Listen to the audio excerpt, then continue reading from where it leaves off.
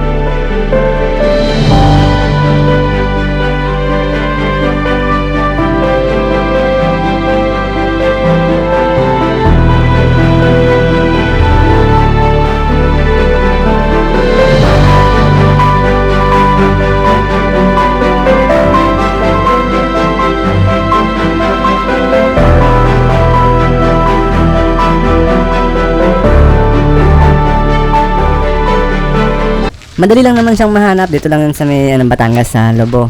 Pagka gusto niyo puntahan, i-search niyo lang yung Lagad Larin Mangrove Forest. Ayan, sa tapat lang mismo niyan. Hindi na kami nagpunta dyan sa may mangrove dahil may entrance din siya. Pero sinilip ko na rin, medyo mahaba-haba yung lalakarin mo bago ka makarating doon sa pinakaloob nila.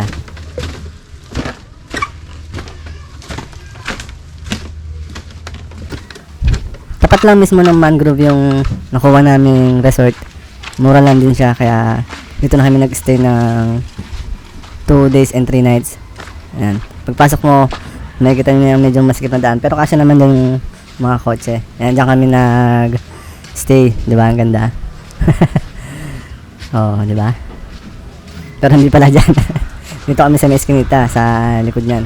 Medyo mahaba-habang lakaran ang gagawin niya bago kayo makarating dun sa kanilang beach house. Medyo masikip.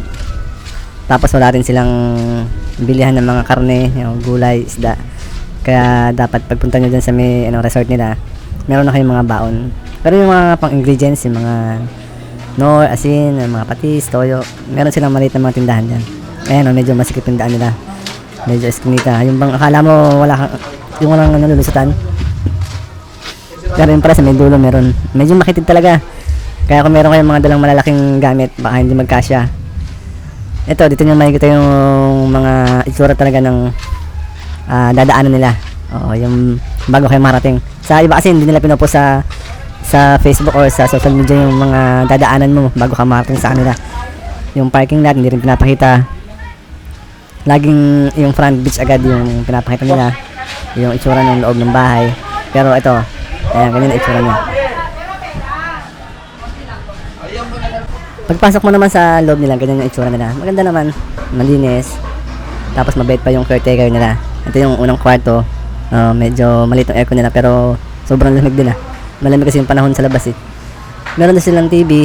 Ayan, may mga gamit din na pwede mong gamitin. Ito yung pangalawang kwarto.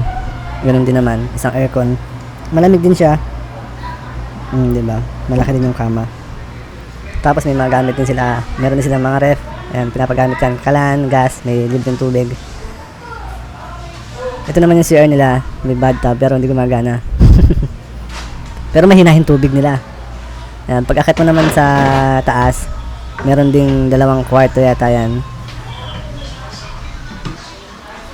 Ito yung pangatlong kwarto. Maluwag din, attic house. So, pag marami kayo, kasyang-kasya kayo. Ayan yung mga bata tulog na. Puro na ng cellphone. Tara-tama kami maligo. Ayan, yung bintana rin nakita-kita kaya medyo presko naman. Tapos sa kabilang kwarto naman, maluwag din siya. Malaki yung kama. Kaya pagka marami kayo, siguro mga 30 to 40 packs kayang isakop dito sa bahay na to eh. Pero maganda kasi mura lang eh. So, yun. Pagbaba mo, ganun pa rin. Ito naman si Kuya Kenneth. Ayan, siya yung aming laging nag-iihaw ng barbecue. Medyo matagal-tagal na rin hindi nakasama sa amin yan eh. Dahil walang bantay sa bahay, kaya pagka umaalis kami, laging iwan. Pero ngayon, ayan, naisama namin. Kaya, duwan-duwa ang bahay alak.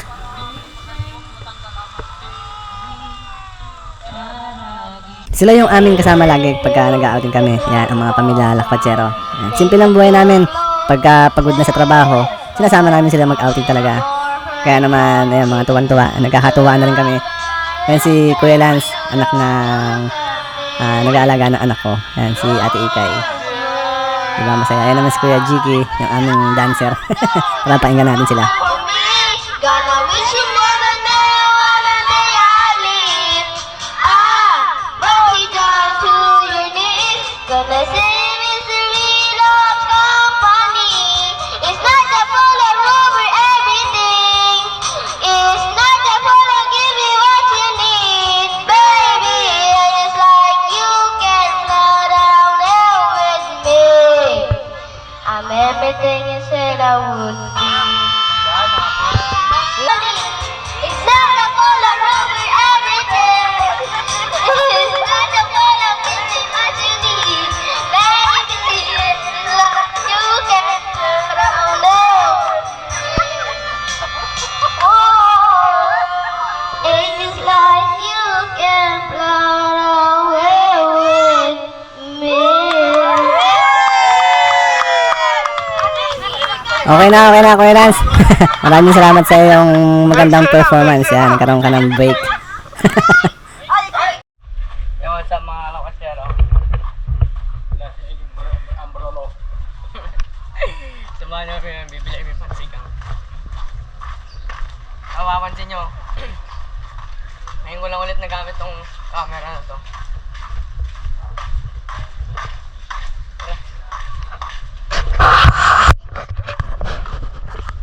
Actually, nauna na sila doon. Nauna sila doon. Tawa si Kenneth.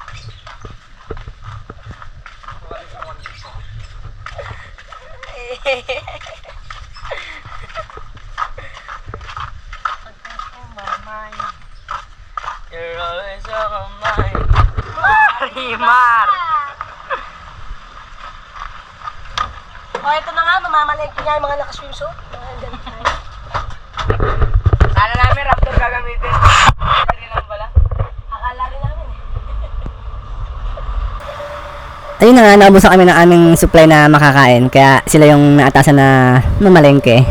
Medyo malayo-layo din yung public market nila mula dun sa resort. Kaya bago kayo magpunta talaga doon, kailangan marami na kayong dala para hindi na kayo lalabas pa ulit o magiging hassle pa sa inyo para bumili ng mga lulutuin nyo. Medyo mga 20-30 minutes din ang biyahe mula dun sa kanilang market. Kaya mas advisable na meron na kayong dala.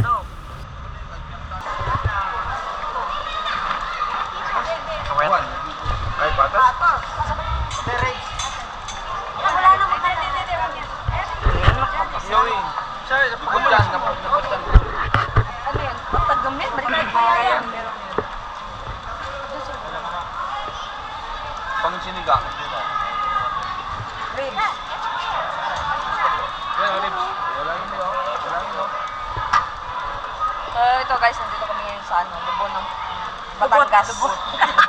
Palengke pala, palengke. Asa si Ate Kelly? Asa na ba yung... Batarang. Huwag mo masyadong, kasi huwag masyadong litan para pareho doon sa pata. Ayan. Okay na yan. Yan, hiwain mo yan. Dalawang hati lang yan. Kasi mami, maluto na yung yan eh.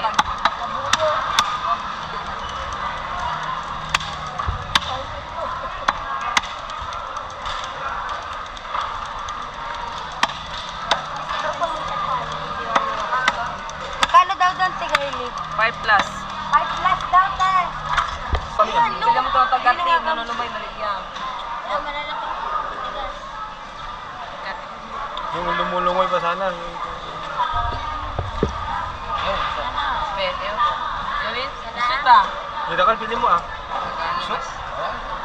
Hin. Nigin. Tu. Yan. Yun. Nendo. Nisa. Yan. Kano kilo?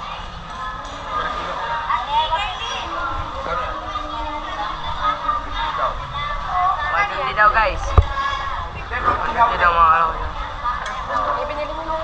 Yan, yan sa pagkakilo. Sandaan lang po ang kilo niya.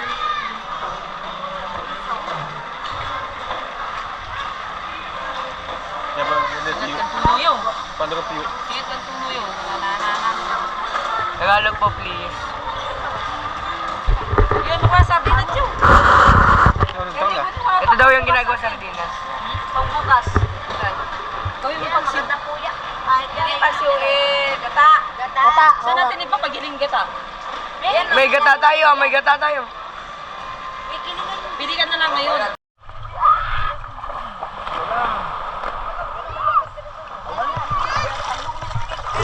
Apat. Kanya apat na te. Oh, say hi. Hi. Apat na natigay may ano nasinam agad ba ubat. Ito. Yung gulo-gulo. Oh, gulo-gulo.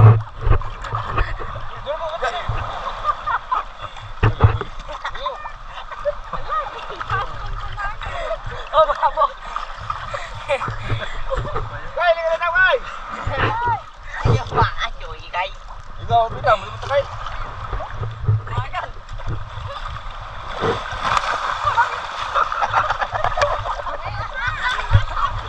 Manila. Oh, gisain. Saka na may guys. Mas ko, ayo baka magbigay rin.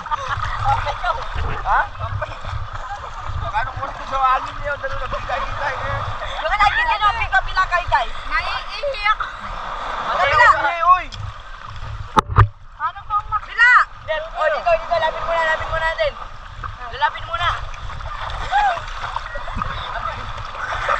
Ay, wait.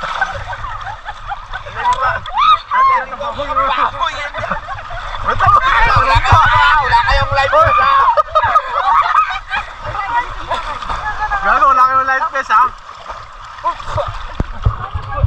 Uy, ayoko na. Wait lang muna. Huwag muna kayong magulo. Uy, may mabok ka. Malalim na to ha, malalim na ha. Uy, lagi guys. Panawas na yung buso. Mawak ka na lang sa best.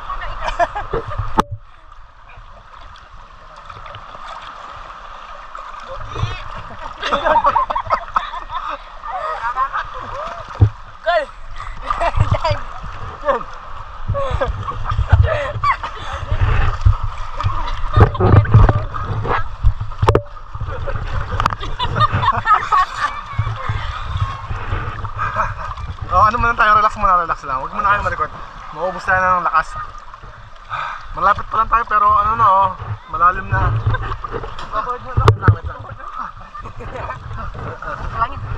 Parang madilim na ano, madilim na. Oh, nalimat ka po eh. Nabaklat tayo. Mapapitan na. Madilim na? Oo. Ha? Madilim na no, maano na kasi wala ng araw oh. Gago niya habol yan. Buti anong nakabangka tayo. Yung may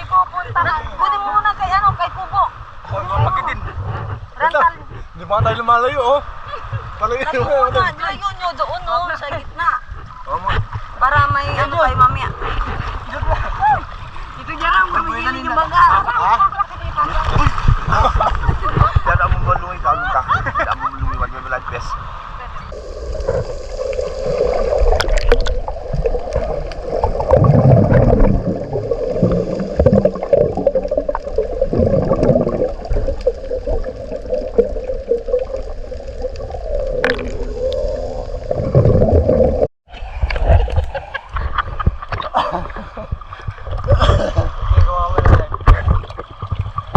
Wait lang. Bakit? Yosip pa.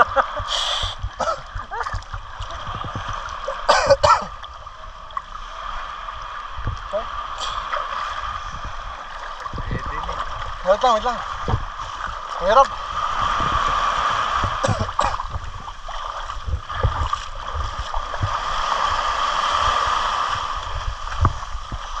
Muntik na ako dun.